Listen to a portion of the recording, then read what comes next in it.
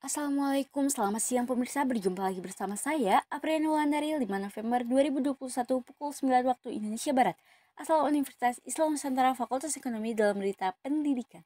Selama 15 menit ke depan, berbagai informasi terkini dan terpercaya akan menemani aktivitas Anda siang ini. Langsung saja kita simak berita pertama. Diinformasikan oleh salah satu media informasi online mengenai apa yang dimaksud dengan manajemen sumber daya dan bagaimana hubungannya dengan proses manajemen.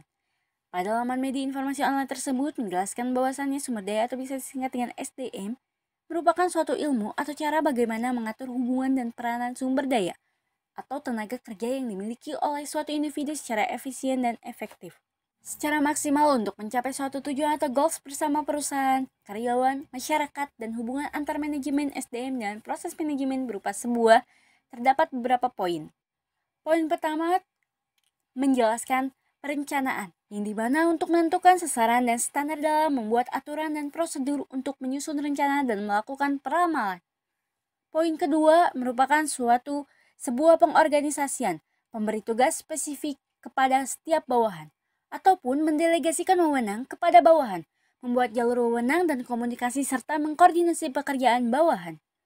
Kemudian pada poin ketiga terdapat ada penyusunan staf di mana menentukan tipe orang yang harus dikerjakan, merekrut calon karyawan, memilih karyawan, menetapkan standar prestasi, ataupun memberikan kompensasi kepada karyawan dan mengevaluasi prestasi.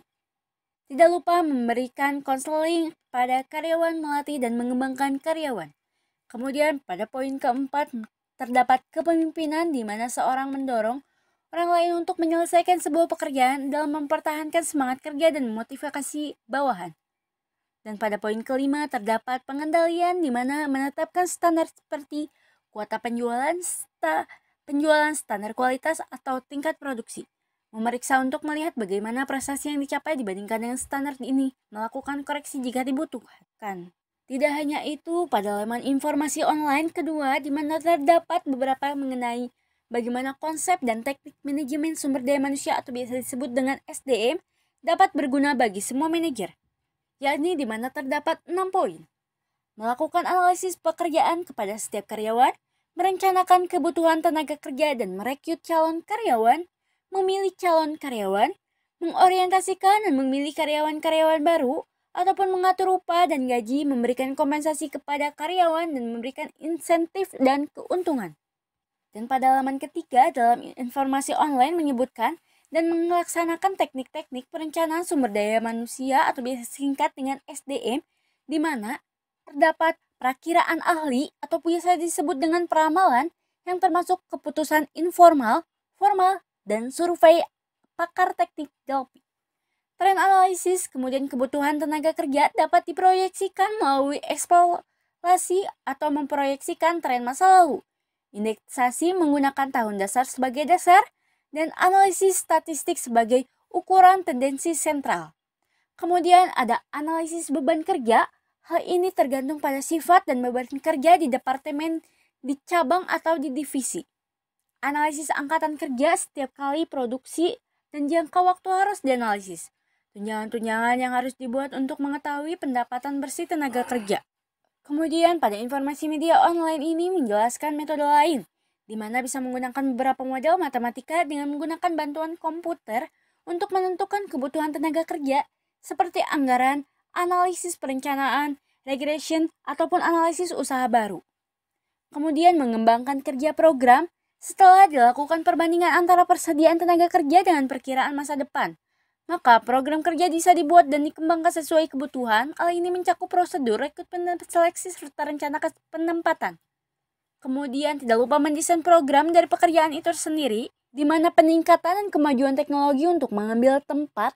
Hal ini juga dilakukan untuk memperbaiki keterampilan, kemampuan, dan pengetahuan para tenaga kerja dengan melakukan pendekatan-pendekatan yang memungkinkan menambah nilai kecocokan antara poin-poin yang telah disebutkan dengan karakter perusahaan yang akan dipimpin, sehingga mengharapkan sebuah koneksi antara strategi bisnis di masa depan dengan strategi pengembangan sumber daya manusia yang akan dijalankan.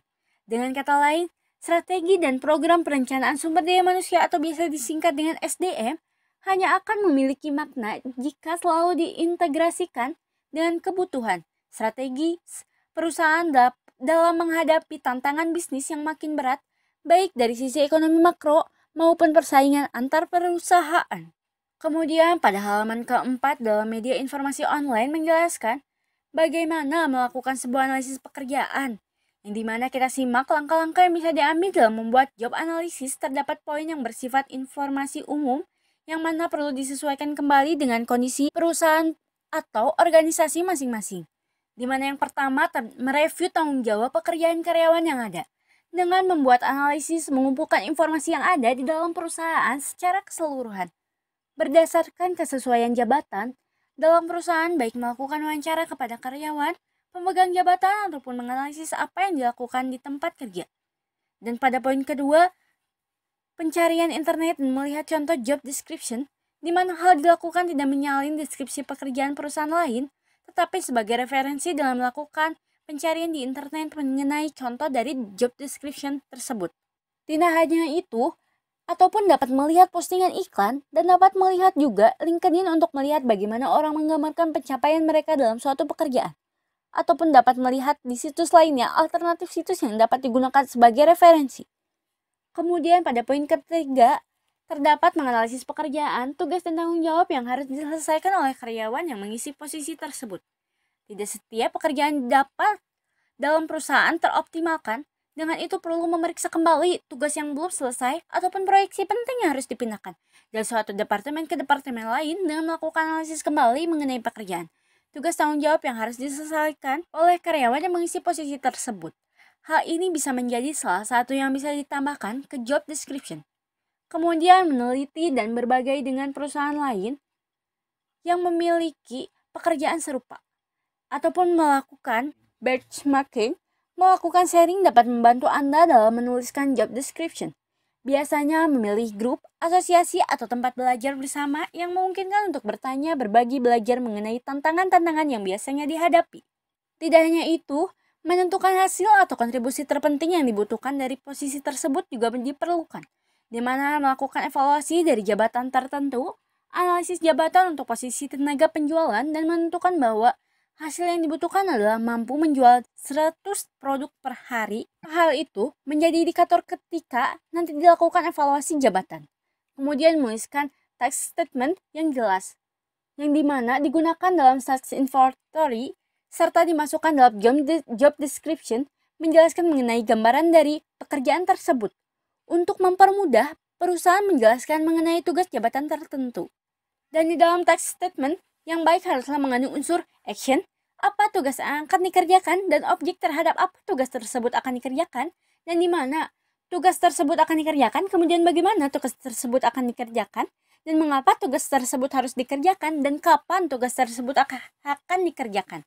Kemudian hasil dari analisis pekerjaan adalah deskripsi pekerjaan yang harus terdiri dari 8 bagian, yaitu judul pekerjaan, ringkasan singkat, aktivitas kerja, peralatan dan perlengkapan yang digunakan, konteks kerja, standar kinerja, informasi kompensasi, dan persyaratan pribadi. Dalam laman media informasi online pun, ini menanyakan bagaimana semua perusahaan benar-benar dapat berhasil tanpa deskripsi pekerjaan yang terperinci. Dengan jawaban yang tidak, tiap pekerjaan tidak diberi deskripsi pekerjaan yang detail, maka terjadi kebingungan dalam pekerjaan. Apabila ada deskripsi pekerjaan yang detail, maka pekerjaan akan lebih teratur dan pengelolaan tanggung jawab akan terarah sehingga perusahaan akan berhasil. Kemudian, penjelasan singkat setiap langkah dalam proses rekrutmen dan seleksi. Proses rekrutmen terlebih efektif dan efisien dalam menemukan karyawan yang tepat dan berkualitas ataupun cara yang dilakukan dalam proses rekrutmen karyawan di perusahaan dengan melakukan beberapa hal.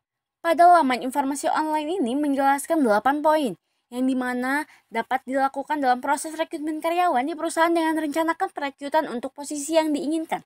Proses identifikasi untuk memudahkan HRD mencari tenaga kerja yang tepat. Berdasarkan informasi, tim HRD mempublikasikan informasi lowongan meninjau proses secara keseluruhan, serta siapa saja yang akan berpartisipasi ketika proses wawancara. Kedua, terdapat identifikasi kebutuhan akan suatu posisi, terlebih posisi baru ataupun penggantian karyawan di perusahaan. Kemudian memberikan keputusan dengan kebutuhan perusahaan karyawan yang sudah ada. Hasil dari perekrutan ini harus sesuai pula dengan rencana bisnis perusahaan. Akan lebih baik jika memberikan informasi kepada karyawan lama terlebih dahulu jika tim HRD akan melakukan perekrutan. Kemudian terdapat poin 3 yang dimana mempublikasikan lowongan. Informasi lowongan ini termasuk pada karyawan lama. Karena besar kemungkinan ada kandidat internal perusahaan yang mungkin mematuhi kriteria tersebut. Keberhasilan publikasi lowongan kerja juga bervariasi, tergantung pada posisi apa yang perusahaan tawarkan dan media menyampaikannya. Beberapa posisi mungkin lebih cocok untuk dipublish melalui media cetak seperti koran lokal, namun posisi lainnya bisa lebih cocok dipublish secara daring online. Namun kemajuan teknologi saat ini mendorong semua pekerjaan untuk memasang iklan lowongan kerja secara online. Website perusahaan pun berperan penting dalam proses ini. Kemudian terdapat mereview dan cek lamaran yang masuk. Bagian HRD mempublish lowongan kerja dan efektif dapat membuat kebanjiran kiriman lamaran. Manajer HRD kemudian akan menerima lamaran-lamaran yang telah disaring berdasarkan spesifikasi dan kebutuhan pelamar, dinilai berdasarkan syarat dan kompetensi yang dipenuhi untuk selanjutnya dihubungi kembali oleh perusahaan. Tujuan penyaringan ini adalah untuk efisiensi waktu pihak penyaringan, manajer atau HRD dan tim HRD mencari kecocokan kandidat melalui telepon dan wawancara langsung pada tahapan selanjutnya. Kemudian pada poin kelima, melakukan interview kandidat yang berkualitas dengan menjadwalkan wawancara kerja untuk melakukan perbandingan antara satu dengan yang lainnya.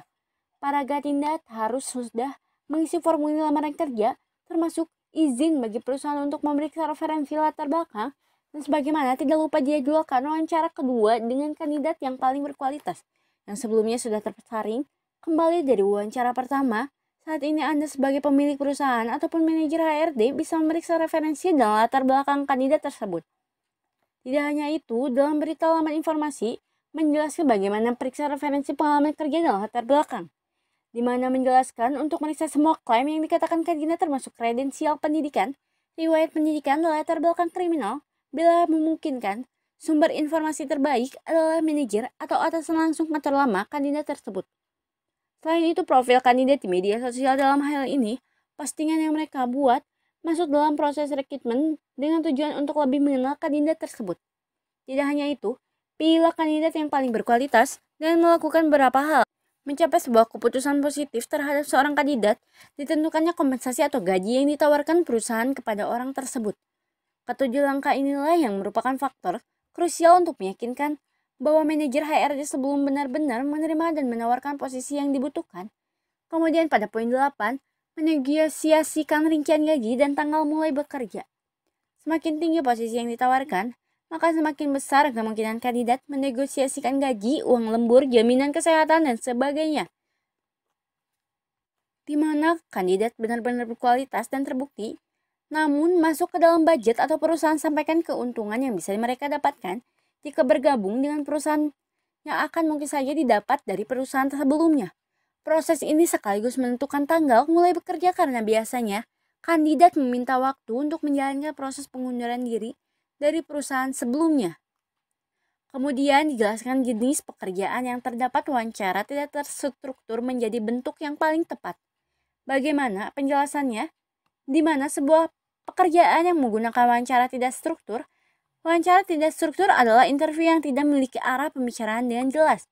Biasanya wawancara ini dilakukan oleh orang yang sudah berpengalaman dalam interview, biasanya bertanya tentang yang tidak pernah terpikirkan oleh pelamar kerja, contohnya bertanya tentang pengalaman kerja ataupun tentang kehidupan pribadinya.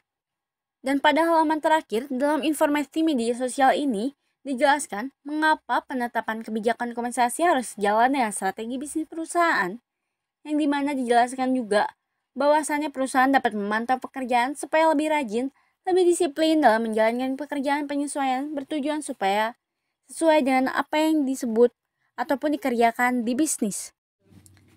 Sekian berita yang dapat kami sampaikan hari ini. Saya Priani Wulandari, pembawa acara berita pendidikan siang ini, mengucapkan terima kasih dan sampai jumpa pada waktu yang sama esok hari. Selamat siang. Wassalamualaikum warahmatullahi wabarakatuh.